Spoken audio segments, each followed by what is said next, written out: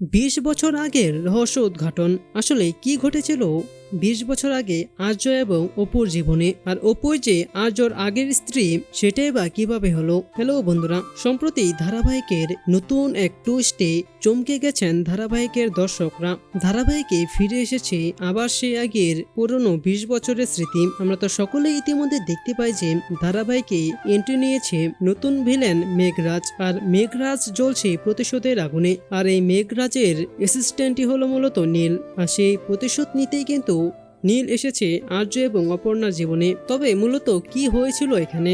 মারাঠি সিরিয়ালের গল্পের রিমেক অনুসারে আর্যই হলো আর্যর প্রথম স্ত্রী এবং তার শ্বশুরের হত্যার জন্য দায়ী। কিন্তু এবার জানা যাচ্ছে যে আর্য জীবনে শুধু রাজনন্দিনী না, ছিল অন্য আরেকজন নারী, আর যার কারণেই মূলত আর্য হয়তোবা খুন করেছে তার প্রথম স্ত্রীকে। কিন্তু আর্য জীবনে আসা কে সেই রহস্যময় নারী, আর ওই মেয়ের সাথে বা কি সম্পর্ক মেঘরাজের, যার মৃত্যুর প্রতিশোধ নিতে এসেছে মেঘরাজ? তবে কি আর্য তার প্রথম স্ত্রীর সাথে সাথে খুন করেছিল তার দ্বিতীয় প্রেমিকাকেও? আর সেই সিরিয়াল অনুযায়ী চিরদিনই তুমি যে আমার ধারাবাহিকেও কি তেমনটাই দেখানো হবে, নাকি এই বাংলা ধারাবাহিকে আনা হবে ব্যতিক্রম? সুপ্রিয় দর্শক, আপনারা কোনটা চান? আপনার মূল্যবান মতামতটি নিচে কমেন্ট করে জানিয়ে দিন।